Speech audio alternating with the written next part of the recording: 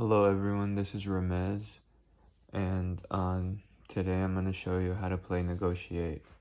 So this game, to just give you a quick summary, it's basically each player is a real estate agent, and your goal is to get as many territories as you possibly can and have the largest net worth.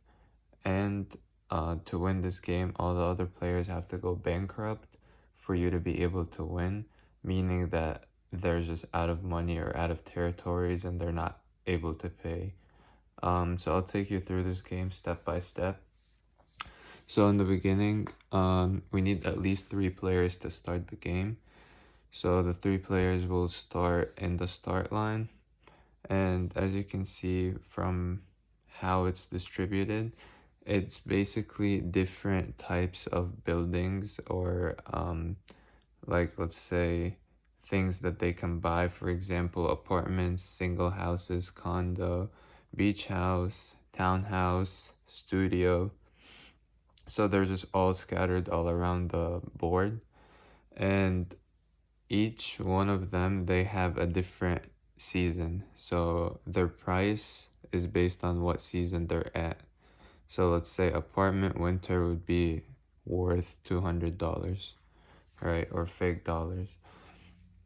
Um, and there are also bank notices scattered all around the board, meaning that if you land on it, you're gonna have to take a bank notice and then read it and see what it says. It usually tells you either something that's good that would be able to help you or something that's bad that would just put you down or put you steps back, for example, or take territories away from you. So how you start is you basically roll the dice, and whatever number you get is however many steps you're taking. So let's say the first player takes this many steps and he lands at beach house. Now that player has the option to either rent it, or I mean buy it or not. So if they choose to buy it, let's say they chose to buy beach house during the summer, which is worth $1,500.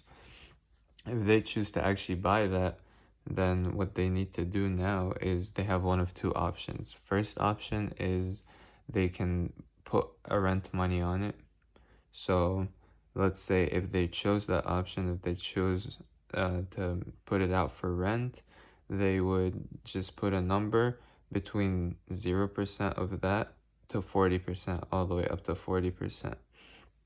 So they can choose any number between that, but they can't go above 40% of the actual number. So for example, 1,500, I don't know what the 40% of that would be, but that's how high they would be able to go.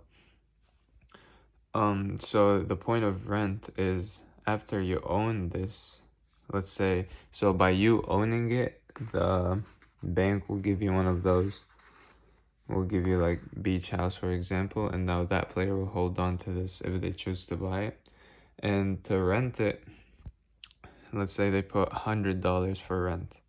That means if any other player lands on here, they would have to pay that player $100. All right, and the other option that they can choose to do when they buy a territory is they can put it out for auction, right? So let's say this player chose to put it out for auction, then that means he's gonna put a starting bid. So let's say he puts a 1,400 starting bid. Now all the other player would just start giving him offers based on like how good that territory is. But if he puts it out for auction, then he's taking a risk. The risk he's taking is basically if he puts it out for auction but nobody bids, nobody puts a bid on it, like meaning all the other players are just not interested in buying that, then he temporarily loses that territory, meaning that he would have to go a full lap or however many laps it takes for him to land over here again. And then now he wouldn't have to actually pay the money again because he temporarily lost it, but he still temporarily owns it. But this time he would put it out for rent. not auction, because the players are just not interested in it. And if nobody bids on it, then the price of that place would go down by 20%. The value of it will go down by 20%. All right. So the risk he's taking is he's losing it temporarily, meaning that if this player lands on here before this player does, that owns the property that he put out for auction and nobody bid on, if he lands on it, he can snatch it from the other player or take that territory from the other player, but he would have to pay the new value, right? So let's say 20%, I don't know, it would just drop down 20%, and then he would pay that value, and then he would be able to take that card from this player, from that player that actually owns this property. But that's what if he puts it out for auction. Let's say, let me give you an example. If a player lands on a bank notice, he just takes a card, and that card would say, pick one of the following. He gives you an option. Either give up one of your properties, or you would have to pay the bank $200. So it also gives you an option. Another one would be, so that's one of the bad ones. One of the good ones would be pick any property under $200 to own, or get $150 from the bank. So that would be an example of one good one. The last element in this game would be, let's say this player landed on Beach House. They chose to buy it. So now this player owns the beach house. And let's say this player lands on it after. Like, this just takes steps, and then he ends up landing on this after again. And he puts a rent on it, right? This player puts a rent on it instead of putting it out for auction, because he gets one or two options after he owns the property. So let's say he puts a rent on it and not an auction. This player has the ability to negotiate a deal. So this is where the element of skill would come in, being able to negotiate the right deal with the right player to be able to basically get out of paying the rent. So for example, a good deal would be, look, like this player would tell that player, hey, like, instead of me paying this rent, what I can do for you is I can waive whatever property you land on from mine that I put a rent on for 2 rounds, for example. So let's say this player owns this property, and he told him, if you land on any of my properties for 2 rounds, you don't have to pay rent for them. I will waive it for you if you don't let me pay rent for this. So that would be a good negotiation.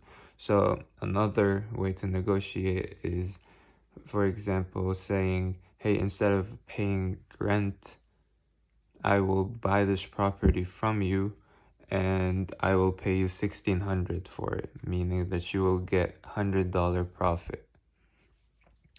And every player starts out with $2,500, and they just keep playing and then losing properties, winning properties, negotiating the right deals. Their goal is to get as many properties as possible so they don't go bankrupt. If you go bankrupt, that means that you ran out of your money, basically. And when you run out of your money and you land on one of the other players' properties that they have rent on, you can essentially be able to negotiate a deal where, hey, I'll give you one of my properties, in return waive my rent this round or the next 2 rounds, for example, depending on what the player would agree on. And would have to negotiate and come down to a final deal, basically. So after they run out of money, they run out of properties, then they would end the game, and then there should be one player standing with the most properties and with the highest net worth. That's it.